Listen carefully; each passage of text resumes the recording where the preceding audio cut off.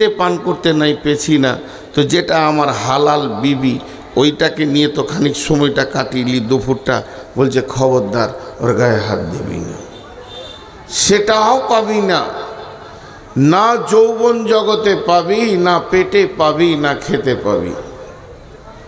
ই আবার কোন ইবাদত? মুখ বন্ধ।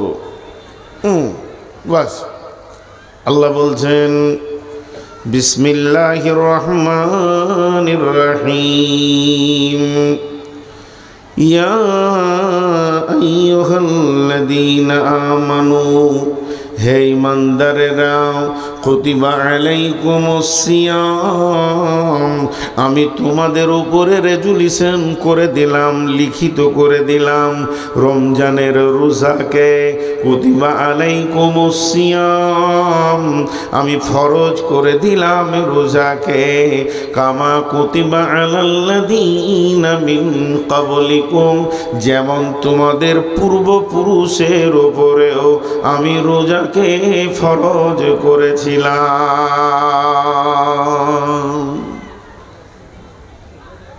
বাস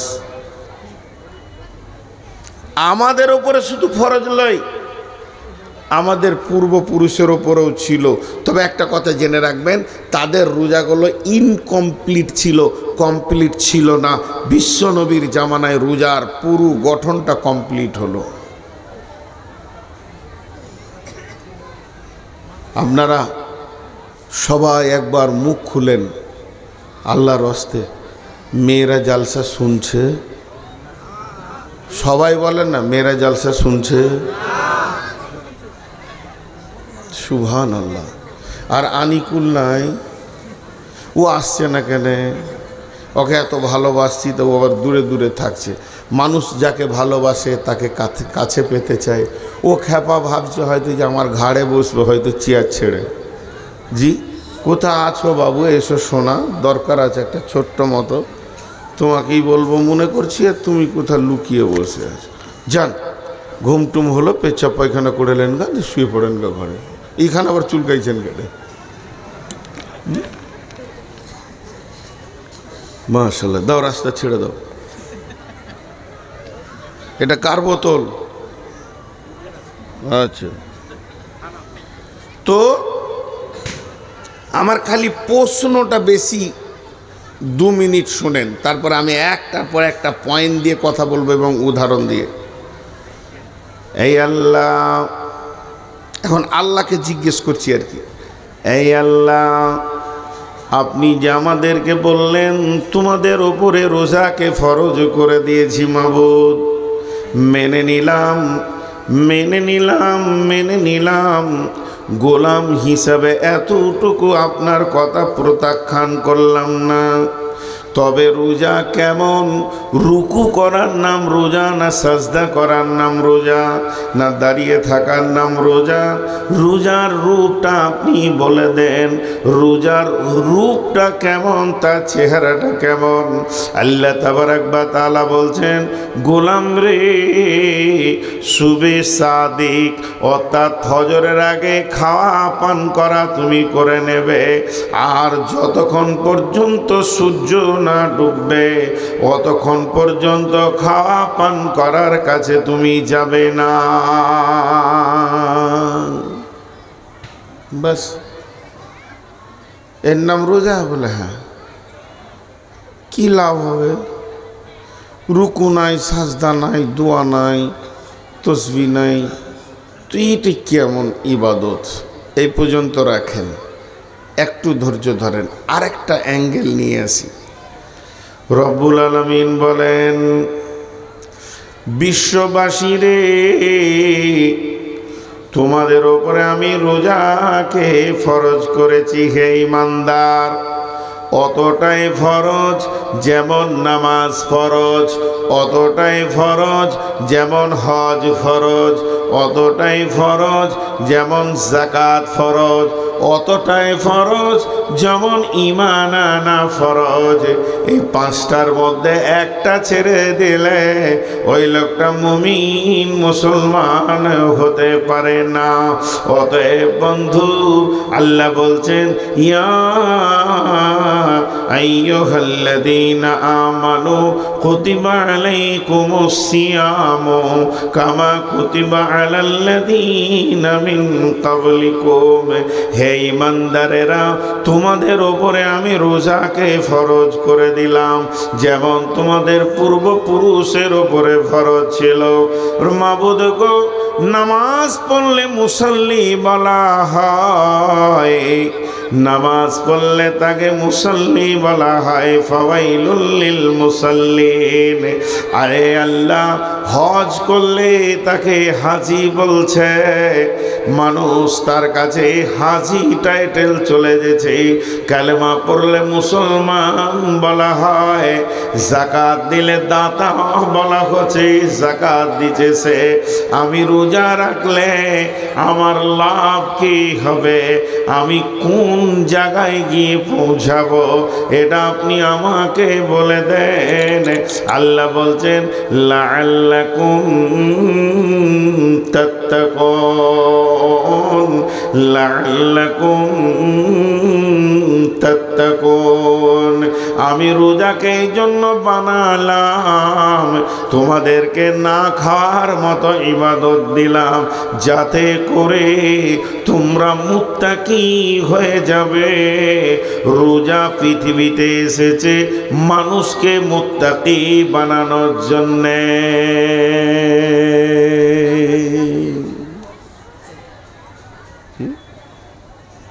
রোজা এসেছে মানুষকে মুত্তাকি বানানোর জন্যে। কি আজীব, আল্লাহর প্ল্যানটা কি সুন্দর। মুত্তাকি, আল্লাহ বলছেন বিসমিল্লাহির রহমানির রহিম, ইন্নাল মুত্তাকিনা ফি দিলালিন ওয়া উয়ুন ওয়া ফাওয়াকিহা মিম্মা ইয়াশতাহুন কুলু ওয়াশরাবু হানিয়াম বিমা কুনতুম তা'মালুন।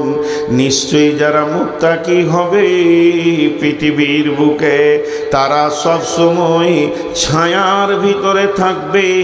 তাদেরকে সূর্যের তাপ, জাহান্নামের তাপ লাগবে না।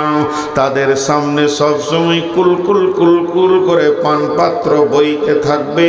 কুলু ওয়াশরাবু হানিয়াম, তারা খাবে, পান করবে এবং যেখানে ইচ্ছা বিচরণ করবে। মুত্তাকিদের এত বড় সম্মান আছে।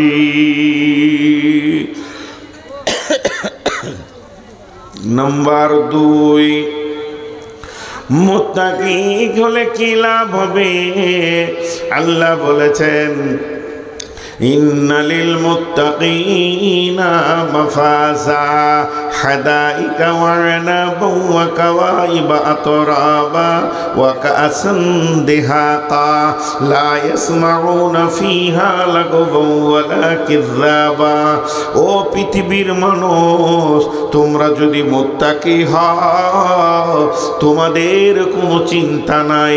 এখন আমরা সবাপুরের মাটিতে বসে আছি, আর আমার আল্লাহ কালাম পাকে বলছেন, হে মুত্তাকির দল, তোমাদের কোনো চিন্তা নাই।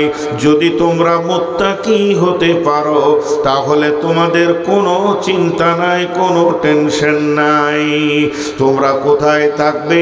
বাগানের ভিতরে বিচরণ করবে, যেখানে আঙ্গুর ভরপুর রয়েছে।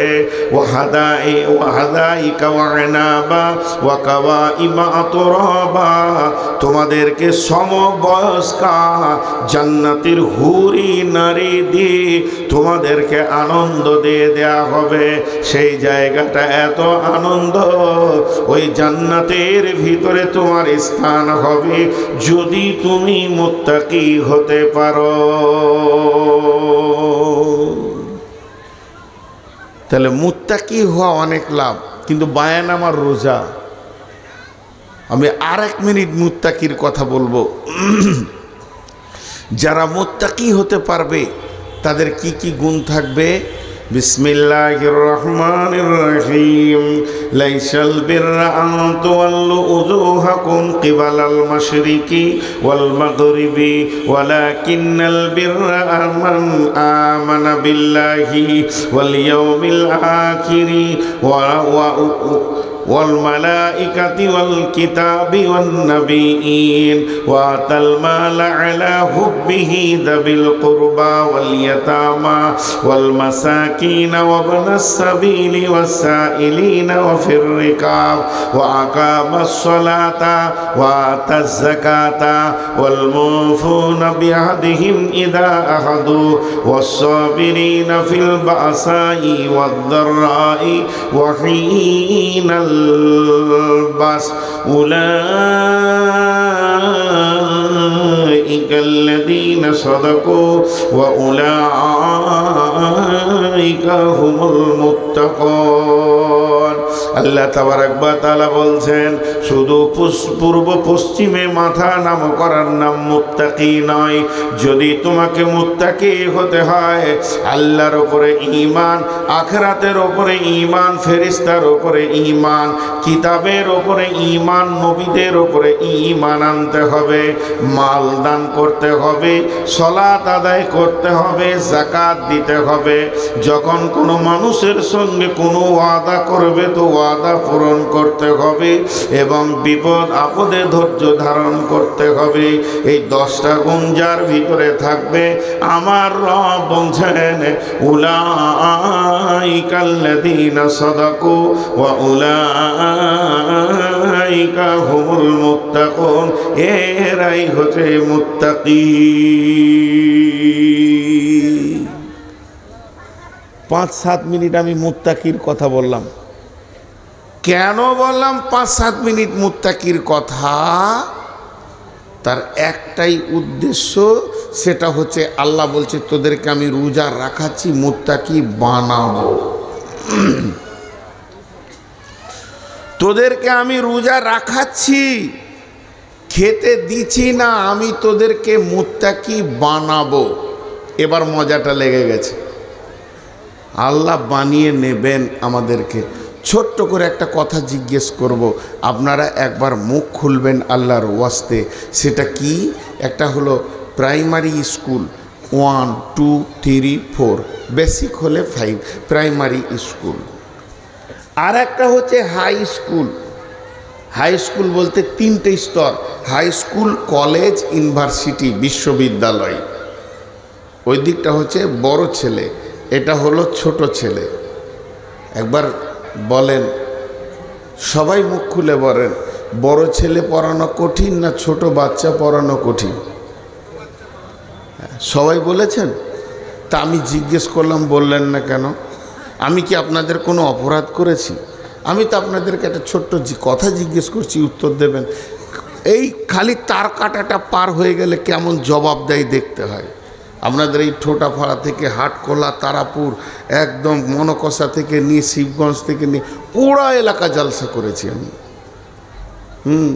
বগলাউড়ি টোগলাগুড়ি, এই পদ্মার ধারে সব গ্রামগুলো, নদীর চড়ে পর্যন্ত জালসা করেছে। তো ওরা জবাব দেয়। আপনারা বলেন, প্রাইমারি স্কুলের ছেলেদেরকে পড়ানো কঠিন না হাই স্কুলের ছেলেদেরকে পড়ানো কঠিন? পার্থক্য কোন জায়গায়? পার্থক্য হচ্ছে হাই স্তরের ছেলেরা নিজেরা পড়াশোনা করে নেয়, আর প্রাইমারি ছেলেদেরকে লোড করতে হয়। ওর ইচ্ছা নেই, ওকে লোড করতে হবে জোর করে। হাই স্কুলে বা কলেজে কোনো একটা বিষয় নিয়ে, সাবজেক্ট নিয়ে শিক্ষক পড়াচ্ছেন, হঠাৎ দেখা গেল সময় শেষ, কথাটা কমপ্লিট হলো না। পরের দিন ছাত্ররা নিজেই বলবে, স্যার ওই গতকালকের বিষয়টা একটু বলে দেন, ক্লিয়ার হয়নি। আর প্রাইমারি খালি একবার ছুটি বললেই ও ডিগবাজি মারবে যে আজ ঈদ হয়ে গেল, ছুটি মানে কি? জি আমরাও তো দেখেছি। আমরা ম্যাডামের কাছে পড়েছি, অ আর সিদীর্ঘি। তো আমাদের ম্যাডামের বাড়ি ছিল পোপার বর্ধমানে, তো এখানে থাকতো হিন্দু মহিলা। তো পড়তে যেতাম, তো চোরের মতো ক্লাসরুমে ঢুকেছি। তারপরে আমার মনটা খালি বলছে যেন সবাইকে দেখা পায়, আমাকে যেন ম্যাডাম দেখতে না পায়। তাহলে আমি আজকে বিরাট আনন্দ হয়ে যাব। তো নসিব খারাপ, এই আয়, আমাকেই ধরেছে, আয় ওঠ, উঠলাম, আয়, কোনো রকম যে টেবিলে দাঁড়ালাম, আয় বই নে, দে বই, দে বই, দে বইটা দিলাম। সে 3 পাতার বই, বড় বড় অরসি লেখা আছে। বলো বলো বলো, বল বলো। ম্যাডাম যখন 12 বার বলছে তখন ছেলে এমনি করে গাটা পাকি বলছে, ও যা। তার মানে শিক্ষক ছাত্র থেকে বেশি পড়ে। এর নাম হলো প্রাইমারি। তো প্রাইমারিতে বানিয়ে নিতে হয়, হাই স্কুলে বেনে নিজে যায়। তো আল্লাহ বলছে মুত্তাকি হলো সব থেকে আপার লেভেলের একটা জান্নাতে ইজ্জত সম্মানের টাইটেল, এবং যত জান্নাতে থাকবে তার মধ্যে আপার লেভেলের একটা সম্মানী জায়গার নাম হচ্ছে মুত্তাকি। তা আমি রোজাটা তোদেরকে দিয়েছি কেন? যে তোদেরকে আমি মুত্তাকি বানাবো, এর জন্যে দিয়েছি। এবার দেখেন কেমন করে আল্লাহ বানাবেন। আল্লাহ তাবারাক ওয়া তাআলা বলছেন, বিসমিল্লাহির রহমানির রহিম, ইয়া আইয়ুহাল্লাযীনা আমানু, হে ঈমানদারগণ, কুতিবা আলাইকুমুস সিয়ামু কামা কুতিবা আলাল্লাযীনা মিন ক্বাবলিকুম, তোমাদের উপরে আমি রমজান মাসের রোজাকে ফরজ করে দিলাম, যেমন তোমাদের পূর্বপুরুষের উপরে আমি রোজাকে ফরজ করে দিয়েছি। লাআল্লাকুম লাআল্লাকুম লাআল্লাকুম তাত্তাকুন, আমার উদ্দেশ্য হচ্ছে লাআল্লাকুম মানে যাতে করে, তাত্তাকুন মানে তোমরা মুত্তাকি হয়ে যেতে পারো। বন্ধুরা আমার, আল্লাহ তাবারাক ওয়া তাআলা, আল্লাহ তাবারাক ওয়া তাআলা আমাদেরকে মুত্তাকি বানানোর জন্যে এত সুন্দর করে একটা প্রোগ্রাম বানিয়ে দিয়েছেন যে তোমরা আমার রমজান মাসে রোজা যে রাখবে তার জন্যে মুত্তাকি হওয়াটা আসান হয়ে যাবে, এবং তোমরা মুত্তাকি হয়ে যাবে, এতে কোনো সন্দেহ নাই। যেমন আল্লাহ তাবারাক ওয়া তাআলা হাদিসে কুদসির মধ্যে বলছেন, বিসমিল্লাহির রহমানির রহিম, ইয়াকুলুল্লাহু আযজা ওয়া জাল, কুল্লু আমালিন ইবনে আদম লাহু ইল্লা সিয়ামা ফাহুয়া লি ওয়া আনা আজজি বি, ইন্নামা ইয়াতরুকু তাআমাহু ওয়া শারাবাহু মিন আজলি।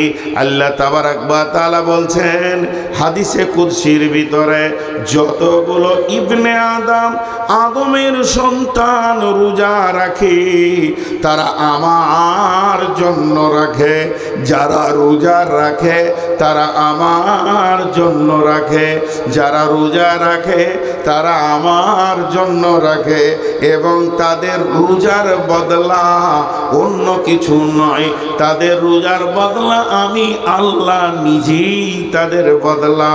তার মানে আমি আপনার এই মাদ্রাসার ছেলেদেরকে বললাম যে ফার্স্ট হবে একটা কোরআন পাবে, সেকেন্ড হবে তো একটা হাদিস দিব, আর থার্ড হবে তো তাকে একটা কলম দিব, আর সান্ত্বনা প্রাইজ অমুক দিব, তসুক দিব।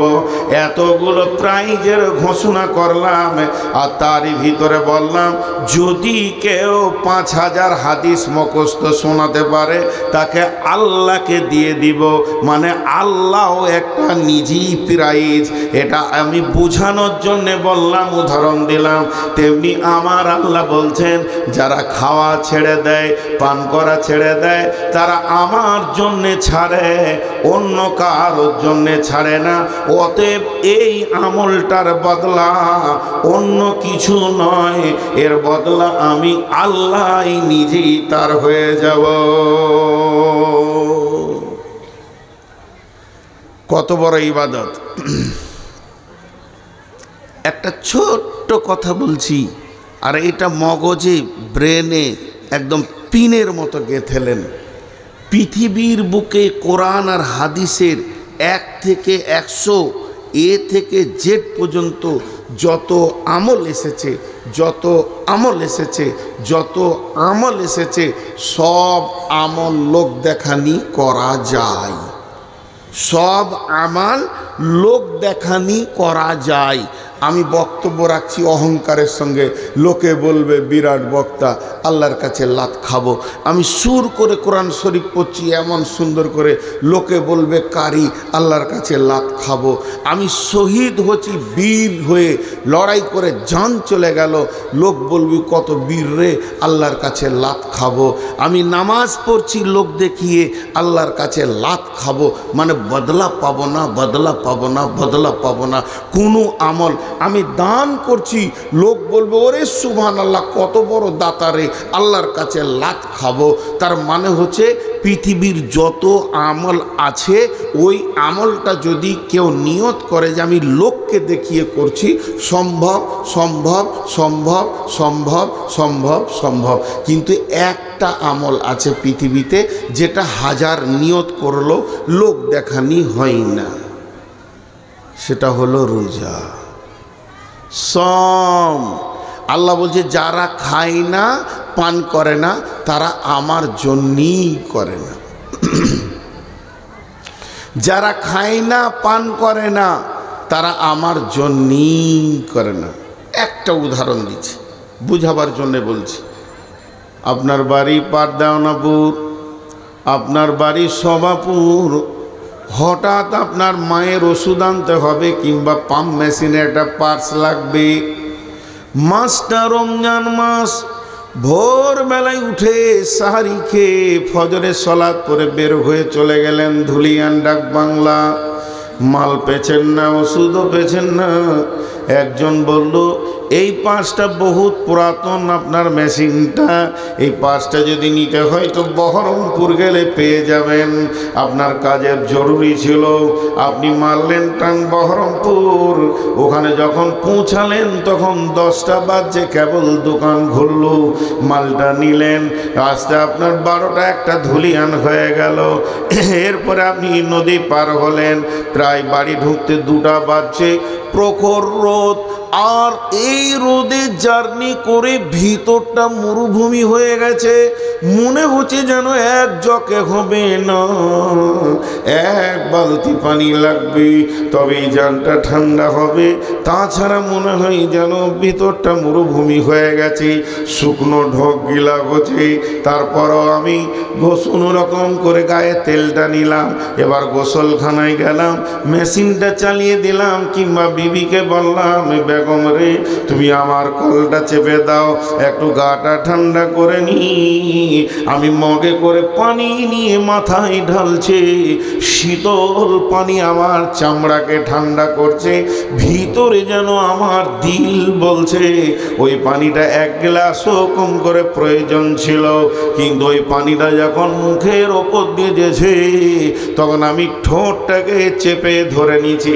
ওই অবস্থায় পানি ঢালতে ঢালতে যদি 2-3 ঘুঁট খেয়ে নি, পৃথিবীর কেউ দেখতে পাবে না, কারো ক্ষমতা নয়, গাঁওয়ালা দেখবে না, মুসল্লি দেখবে না, ইমাম দেখবে না, মজ্জেন দেখবে না, হাজি দেখবে না, গাজী দেখবে না। তারপরও আমি খেলাম না, মুখটাকে আরো চেপে ধরছি যাতে করে 1 ফোঁটা না চলে যায়। এরপরে আমার গোসল হয়ে গেল, সালাত আদায় করলাম, বিবিকে বললাম তুমি বাইরে থাকো, আমি একটু ঘরের ভিতরে ফ্যানটা চালিয়ে দিই। ফ্যানটা ঘুরতে শুরু করলো, আর চুপ করে বিছানায় শুয়ে গেলাম। চৌকির নিচে মাছ আছে, মাংস আছে, ভাত আছে, রুটি আছে, ফ্রিজে কোল্ড ড্রিঙ্কস আছে, কলা আছে, আপেল আছে, আঙ্গুর আছে, জুস আছে, সমস্ত খাবারের ভান্ডার রয়েছে। ঘরের ভিতরে কেউ নাই, আব্বা নাই, মা নাই, বিবি নাই, সন্তান সন্ততি নাই, দরজা লাগানো আছে, হুড়কাও লাগিয়ে দিতে পারবো, সমস্ত কিছু ক্লিয়ার। এরপরও আমার মন বলছে না যে 1 ঘট ফ্রিজের পানি পান করে নি। এটা কেন বলছে না? একমাত্র আমার দিল বলছে, আমার আল্লাহ দেখছে। এখন যদি আমি একটা আঙ্গুরও খেয়ে নি, সারা পৃথিবী না দেখলেও আল্লাহ দেখছে। এই জন্য আমার আল্লাহ বলছেন নিশ্চয় আমার গোলাম খাওয়া পান করা ছেড়েছে, আমার জন্য জন্যই ছেড়েছে। যদিও মানুষকে দেখিয়ে রোজা রাখতো, তাহলে গোপনে পেট ভরে খেয়ে নিত। সমাজে বলতো আমি রোজা রেখেছি, পৃথিবীর কেউ জানতো না। রোজাদারের সম্মানটা ওকে দেওয়া হয়ে যেত। কিন্তু একমাত্র রোজা রেখেছে তো আমার জন্যই রেখেছি। এখন আপনাদেরকে আমি ছোট করে প্রশ্ন করব, বলেন লোকটা পরেজগার হয়েছে কি হয়নি? মুখ খোলেননি, কিন্তু আরেকবার প্রশ্ন করছি, আপনারা বলেন ওই লোকটা আল্লাহর ভয়ে পরেজগার হয়েছে কি হয়নি? বাস, আল্লাহ ওইটাই চাইছে। আল্লাহ ওইটাই চাইছে যে আমাকে ভয় করে কাজ কর সারা জীবন। এটা 1 মাস খালি ট্রেনিং করাতে আসছে, ট্রেনিং। জি, এর জন্যে না খাওয়ার ইবাদত, কিন্তু এটা কষ্ট। রোজা রাখতে অনেকে বলে কষ্ট লাগে না, তাহলে লাগে না তো কি হলো? লাগে বলি তো নেকিটা পাবো রে বাবা। কষ্ট। আমরা কি হব আমরা জানি না, আল্লাহ জানেন। একটা উদাহরণ দিয়ে আবার 3খানা পরপর চমক উদাহরণ দিব। 3টে উদাহরণকে শুনবেন, গোটা রোজাটা জেহেনে ঢুকে যাবে। তারপর আমি হাদিসের দিকে যাব। 3টে উদাহরণ। নাম্বার 1, এই যে রাস্তায় আসছিলাম, কোন দিকের রাস্তা সব হুঁশ দিশে চলে গেছে। ঘাটে থেকে যে রাস্তাটায় আসলাম, তো রাস্তায় 2 জায়গায় ইটের ভাঁটা দেখলাম, ইটের ভাঁটা। ওগুলো মাদ্রাসার ছাত্র মনে হচ্ছে যারা দাঁড়িয়ে আছে। কোন মাদ্রাসার গো? শোভাপুরের না দেওনাপুরের না নদীর ওই পার থেকে এসছে। এইটি দাঁড়িয়ে আছে কেন? এই তোমরা দাঁড়িয়ে আছো কেন? ওই দাঁড়িয়ে আছো কেন তোমরা? আজীব ব্যাপার, লজ্জাও নাই কিছু নেই। আপনাদের বিরক্ত লাগছে নাকি? 3 জন বললে খালি, এরা মুখ খুলে না কেন? এদের মেয়েগুলি ভালো, চোপার জোর খুব আছে। 1 মিনিট বন্ধ হয়নি, এতগুলি লোক মুখ খুলছেন। আপনাদের বিরক্ত লাগছে? তাহলে একটা বিষয়ের উপরে কথা বলছি, তো 3টে উদাহরণ দেবো। 3টে। কাকে ডাকছে?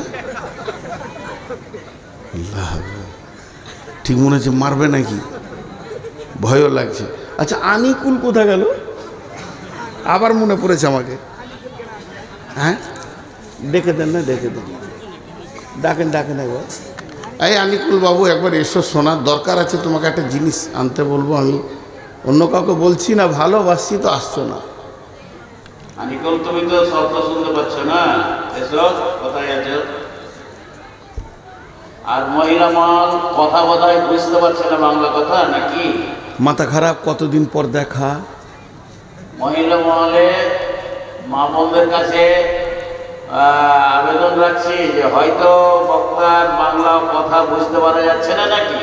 এত আওয়াজ আসছে এখানে যে বিদ্যুটে আওয়াজ আসছে। বাস, চুপ হয়ে গেল। আপনি রাখেন, ওই জিনিসটাই এরকম। আমাকে বাংলাদেশে এক স্কুলের মাস্টার আমার কানে এসে বলছে, হুজুর মেয়েগুলোকে চুপ করিয়ে দেন তো। তা বললাম, মাথা খারাপ, আমার নিজের বই চুপ থাকে না, ফের লোকের বউকে চুপ করাবো। আমার বউকে যদি চুপ হতে বলি তো 20টা বলে। তো যাকে আমি ভালোবাসি, খাওয়াই, কাপড় দিই, চিকিৎসা ওষুধ দিই, সেই আমার কথা শুনে না, লোকের বউ শুনবে। ওই জন্য আর মেয়েদেরকে চুপ করতে বলি না। হ্যাঁ, আল্লাহ ভালো জানে যে ও যে চিল্লাইছে, যে মেয়েটা, ওর স্বামীকে যদি পেতাম তো 2টো জিলাপি খাওয়াইতাম। গরিব মানুষ, বেশি পারবো না, 2টো জিলাপি খাওয়াইতাম। বলে কেন? আমি 10 মিনিট ওকে সহ্য করতে পারছি না। ও আছে কি করে ওকে নিয়ে?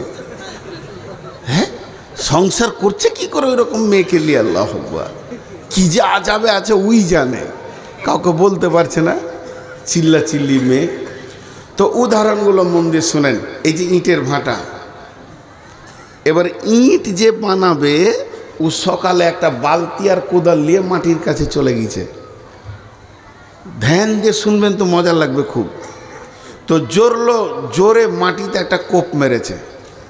আর যখনই মাটিতে কোপ মেরেছে, তো মাটি ওকে বলছে, আমাকে কোপ মারছিস কেন? এটা উদাহরণ দিচ্ছি, ভাবিয়ার না মাটি কেন কথা বলবে। উদাহরণ দিতে গেলে কিছু বোঝাতে হয়। তো এবার কোপ চলছে, বলছে ও ভাই মিস্ত্রি তুমি আমাকে কোপাও কেন? মিস্ত্রি উত্তরে বলছে চুপ করে থাক, সহ্য কর, দাম তোরই বাড়বে। বুঝে গেল? কোপ খেলো, খানিক বালু ছিটিয়ে দিল, তারপরে 2 বালতি পানি ছিটিয়ে দিয়ে লাত মারতে শুরু করেছে। লাত মারলে দাম বাড়ে না কমে? আপনারা উঠেছি যদি আমার চোপায় লাত মেরে দেন, দাম বাড়বে না কমবে? কমবে। কিন্তু যখন লাত মারতে শুরু করেছে সঙ্গে সঙ্গে মাটি বলছে বন্ধু তোমার কি গরু চুরি করেছিলাম নাকি? এত লাতটাও কেন? বলছে চুপ কর, তোরই দাম বাড়বে। লাত খেলো, এরপরে রোদে শুকাতে দিল। যখন শুকিয়ে টনটনে হয়ে গেছে তখন বলছে বন্ধু পানি দাও সামান্য। বলে চলবে না, নষ্ট হয়ে যাবে। রোজাদারের অবস্থা তাই। এখন তোমাকে আমি বানাচ্ছি আর এই অবস্থায় তুমি পানি চাইছো, চলবে না। এবার ভাঁটি শুরু হলো। পাশে যখন কয়লা এলো তখন ওই সুখাইর মিস্ত্রিকে ডেকে বলছে বন্ধু এমন একটা জাতকে আমার পাশে দিয়েছো, দেখি তো নোংরা, তারপরেও নিজে জ্বলবে আর একজনকেও জ্বালাবে, এত কষ্ট কেন তুমি আমাকে দাও? তখন ও বলছে ধৈর্য ধর, তোরে দাম বাড়বি। যখন চচ্চরে হয়ে পুড়ে গেল মিস্ত্রি বলছে যত ভালো পুড়বি তত দাম বাড়বে, আর ছালো ঢবি তা আবার লাত খাবি, রাস্তায় ফেলবে লোক। এবার দেখা গেল 1 নম্বর গ্রেটে লাল ইট হয়ে পুড়ে গেছে। তখন ওই ইটকে 1 নম্বর 2 নম্বর 3 নম্বর থাকিয়ে রেখেছে, ভাঙা চোরা এক পাশে রেখেছে, ছালটগুলো আর একদিকে রেখে দিয়েছে। তখন বন্ধুরে মাদ্রাসাওয়ালা, মসজিদওয়ালা, কলেজওয়ালা, স্কুলওয়ালা, কোম্পানি ইট কিনতে গেছে। ইটটা ধরে বলছে এটা 1 নম্বর মাল, কত দাম?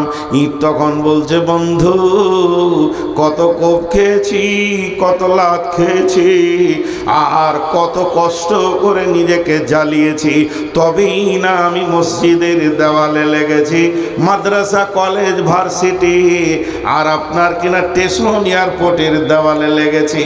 তাহলে আমার জিন্দেগি জ্বলেছে, তাই ঠিক দামি জায়গায় এসে গেছি।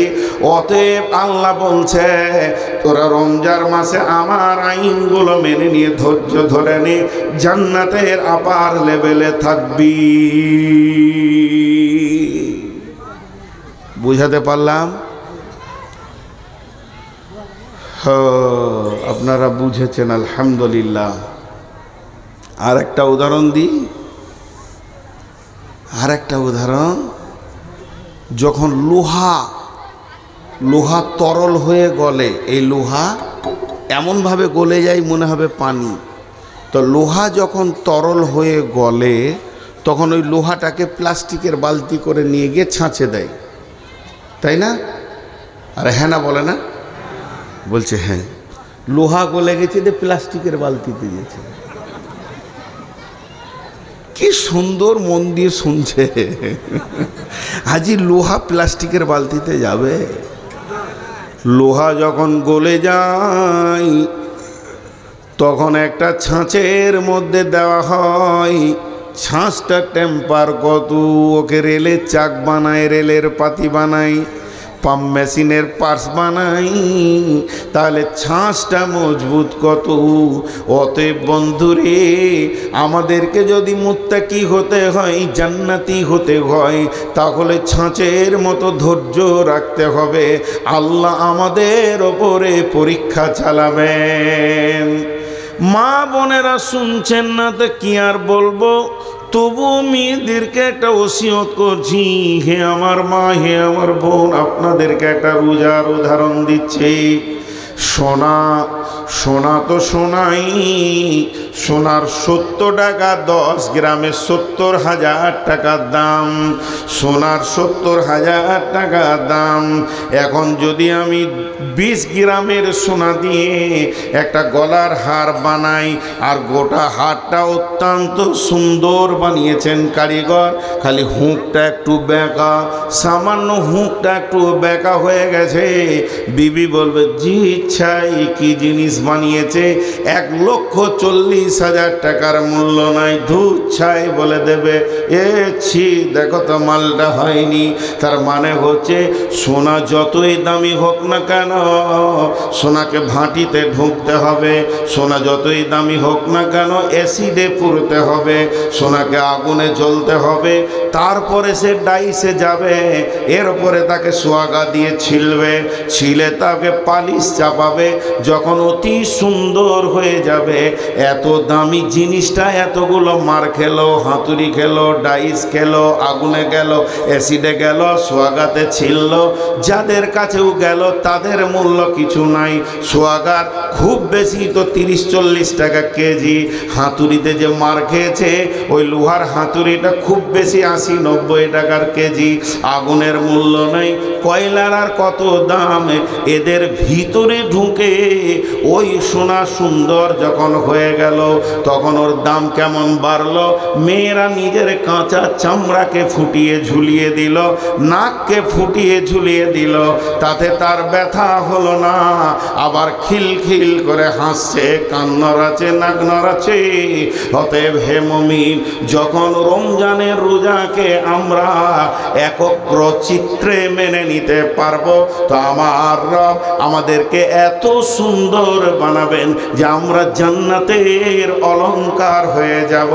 এর জন্য আল্লাহ বলেছেন লাআল্লাকুম তাত্তাকুন, আমি তোমাদেরকে রোজা রাখাচ্ছি এই জন্যে যাতে করে তোমরা মুত্তাকি বেনে যাবি।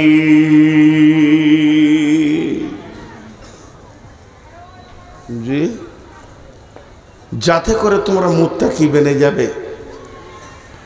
লাআল্লাকুম তাত্তাকুন, যাতে করে তোমরা মুত্তাকি বেনে যাবে। তাহলে কত সুন্দর উদাহরণ দিলাম। এরপরে আল্লাহ কি বলছেন, বিসমিল্লাহির রহমানির রহিম,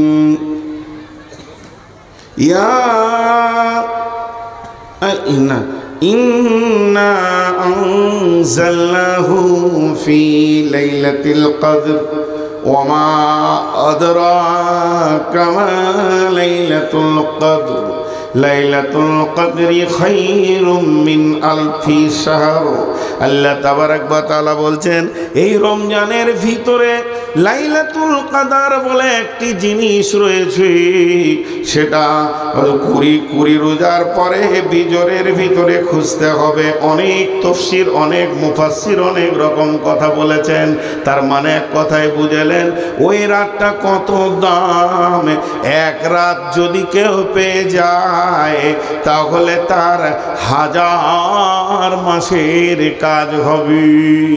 এত বড় ইবাদত আল্লাহ তাবারক ওয়া তাআলা রমজানের ভিতরে লুকিয়ে রেখেছেন।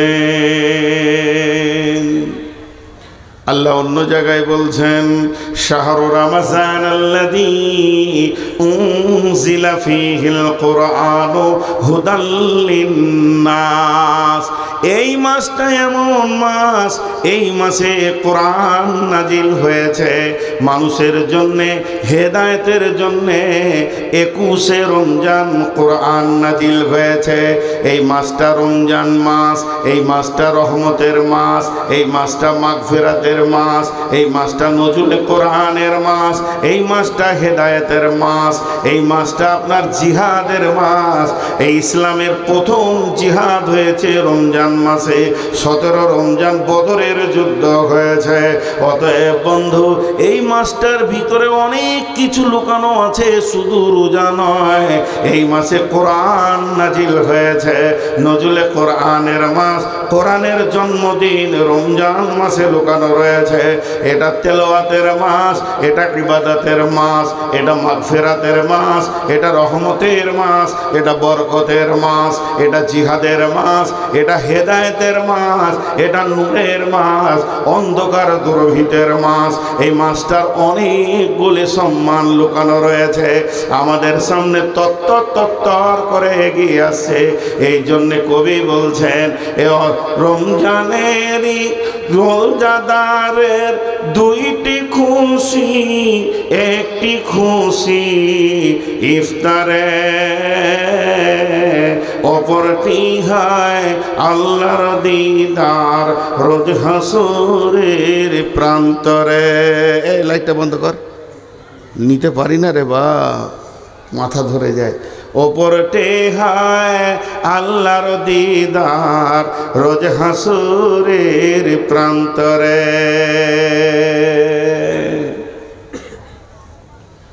এই মাসটা এত দামি মাস, হায় আমরা অবহেলায় কেটে যাই, বোকা যারা খ্যাপা। আচ্ছা সবাই একবার বলি, রমজান মাসে রোজা রাখবো ইনশাআল্লাহ। সকলে জোরে বলি, রোজা রাখবো ইনশাআল্লাহ। যারা রাখবেন না হাত তুলেন। অনেকগুলো লোক রোজা রাখবে না। সকালে রোজা রাখবো ইনশাআল্লাহ। আল্লাহ আমাদেরকে রোজা রাখার তৌফিক দান করুন, আল্লাহু আমিন। কিন্তু দুঃখের কথাটা বলতে আর মন দিয়েছে না জি, দুঃখের কথাটা বলতে আর মন দিয়েছে না। আল্লাহ তাবারাক ওয়া তাআলা বলছেন যে রোজা মাসটা রহমত বরকত সব ভরা রয়েছে, কিন্তু আমরা রোজা মাসকে এত গুরুত্ব দিই না। এবার নবীজি কি বলছেন দেখি, বিসমিল্লাহির রহমানির রহিম। ক্বালা রাসূলুল্লাহ সাল্লাল্লাহু আলাইহি ওয়াসাল্লাম, মান সামা রমাযানা ঈমানান ওয়া ইহতিসাবা গুফিরা লাহু মা তাকাদ্দামা মিন জামবি ওয়া মান ক্বামা কিয়ামাল লাইলি ঈমানান ওয়া ইহতিসাবা গুফিরা লাহু মা তাকাদ্দামা মিন জামবি ওয়া মান ক্বামা কিয়ামাল লাইলাতুল কদরি গুফিরা লাহু মা তাকাদ্দামা মিন জামবি।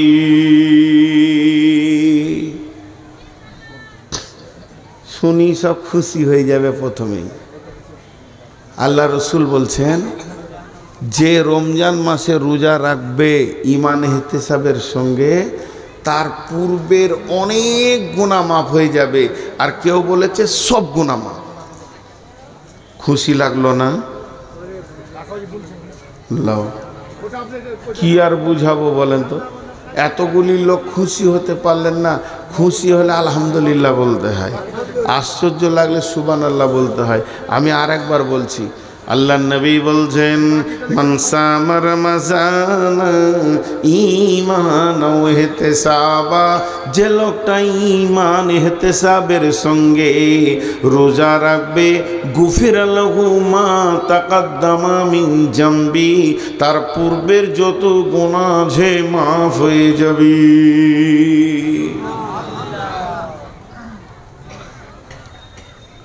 ওমান কামা কিয়ামাল লাইলি, কিয়ামাল লাইলি বলতে এখানে বলা হয়েছে মানে তারাবি, যে মানে প্রতিদিন পড়বে, বাদ যাবে না।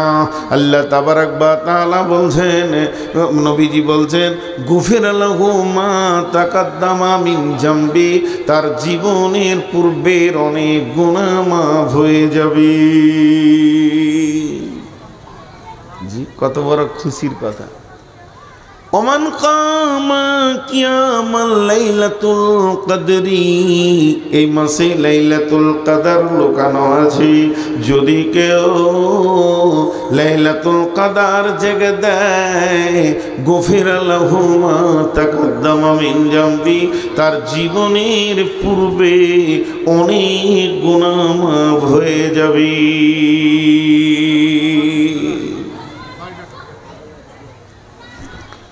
মাফ হয়ে যাবে। কত মজার ইবাদত আসছে একবারে।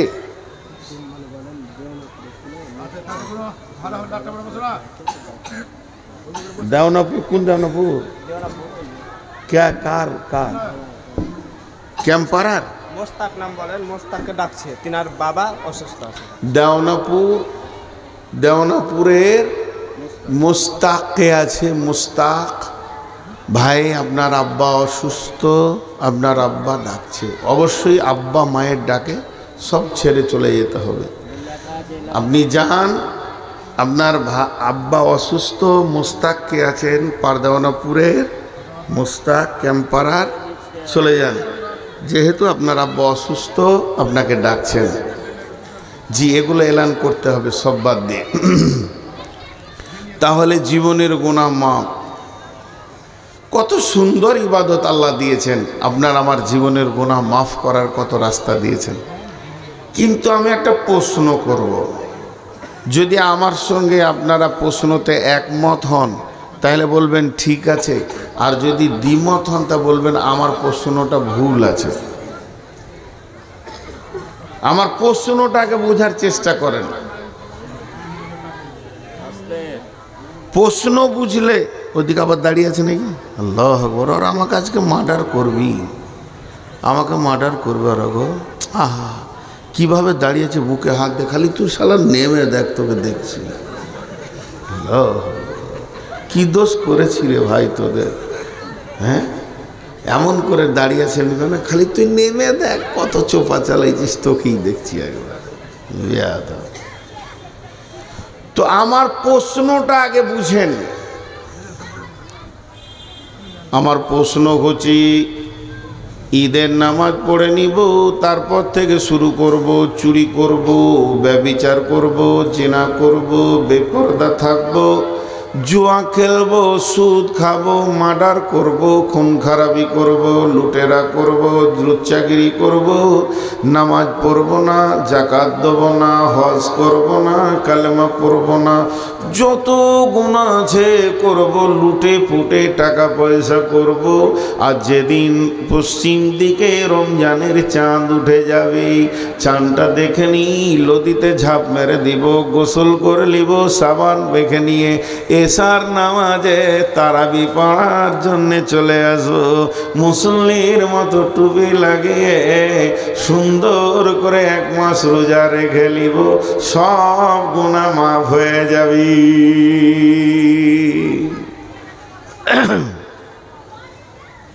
কথা বুঝাতে পেরেছি এবার? সারা বছর পাইকিরি হারে পাপ করব, ডজন ডজন পাপ, আর রোজা রেখে নিব, গুনাহ মাফ। আর কেউ এখানে একটাও আলিম, সারা দুনিয়ার কোনো আলিম বলতে পারবে না যে হাদিসটা জাল বা জয়ীফ, যেহেতু নবীজি বলেছেন, সেই হাদিস বুখারী।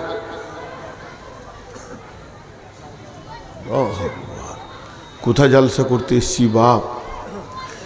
জি, সারা এলাকার লোক, জি, গোনায় আমার জর্জরিত হয়ে গেল। আর রমজানে এত সুন্দর করে রোজা রাখবো, একবারে রসুল যেমন করে রেখেছিল, একটা পাপ করব না। তাহলে জীবনের গুনাহ, কথা বলে না, জীবনের গুনাহ। তা না, এত নামাজ পড়া কি দরকার আছে? কিন্তু আল্লাহ তাবারাক ওয়া তাআলা, রসুল দুটো শর্ত করেছেন। শর্ত দুটো খুব ভালো করে শুনেন। শর্ত বুঝেন তো? শর্ত বুঝেন কি না? হ্যাঁ, আপনি আমাকে কি শর্ত করলেন? আপনি আমাকে শর্ত করছেন, আগামী পরশু যদি আপনি শোভাপুরে এসে জোহরের নামাজ পড়েন তো আপনার মাদ্রাসাকে 1 লাখ টাকা দিব।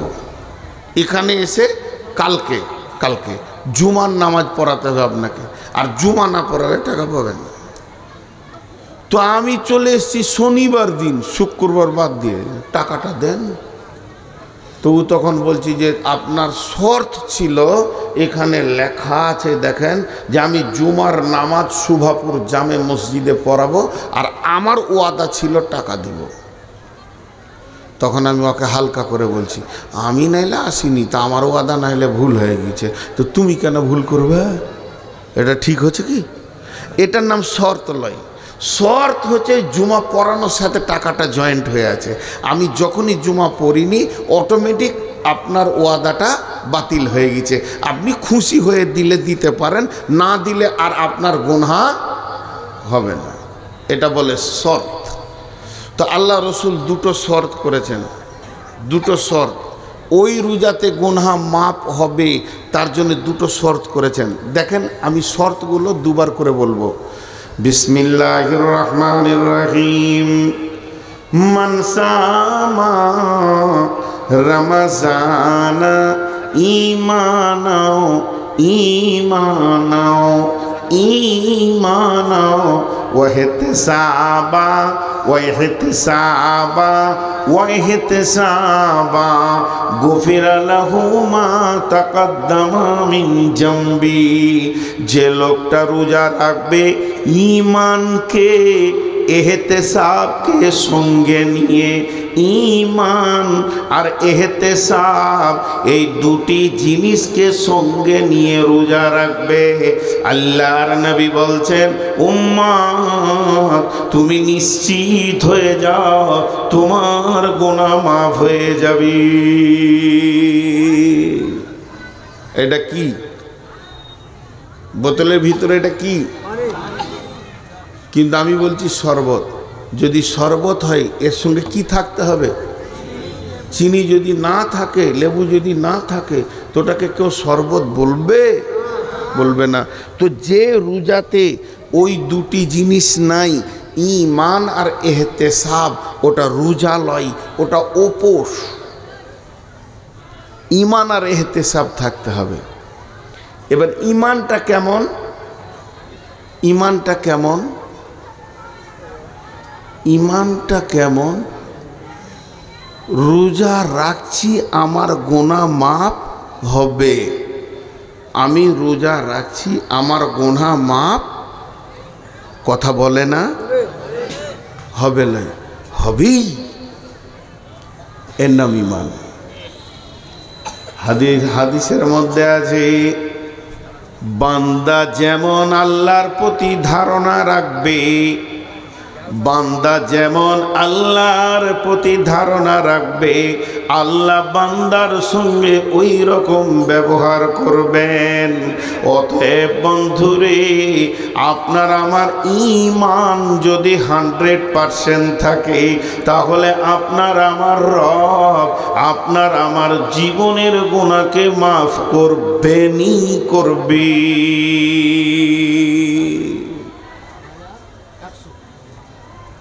রোজা রাখছে, তো মনে মনে ভাবছে মাফ হতেও পারে, নাও পারে।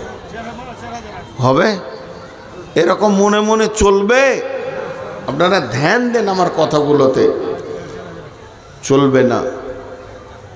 একটা উদাহরণ দিই। হাত তুলে দোয়া বিদআত।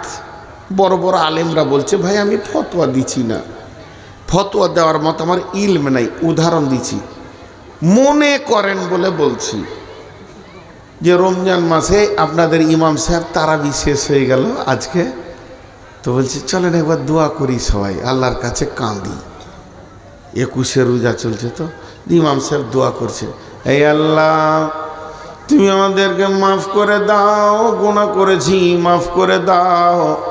ঈদগাহের ময়দানে হাত তুলে দোয়া করছি, মাবুদ তুমি আমাদেরকে ক্ষমা করে দাও, মাফ করে দাও। জেনা করেছি মাফ করে দাও, চুরি করেছি মাফ করে দাও। মাবুদ কত মিথ্যা কথা বলেছি, তুমি আমাদেরকে মাফ করে দাও। অঝোর নইলে ঈমান ইমাম কাঁদছেন, মুক্তাদিদের ভিতরে মুয়াজ্জিন টুকরে টুকরে কাঁদছেন, বলছে আল্লাহ বেশক পাপগুলো করেছি মাফ করে দাও। এরই ভিতরে হাজী সাহেব কাঁদছেন, গাজী সাহেব কাঁদছেন, গায়ের মাস্টার সেও বলছে মাবুদ বেশাক অনেক গুনাহ করেছি, তোমার নবী বলেছেন রোজাতে গুনাহ মাফ হবে, এই আল্লাহ তুমি মাফ করে দাও, এই মাফ করে দাও। অঝোর নয়নে সবাই কাঁদছে, এরই ভিতরে আমার মতো এক বেঈমান বসে আছে, খালি অলসতার সঙ্গে বলছে আমিন আমিন আমিন, অলসতার সঙ্গে বলছে, আর মনের ভিতরে বলছে মাফ হতেও পারে না পারে। আল্লাহ বলছে এটা চলবে না, বিশ্ব নবী বলছে চলবে না।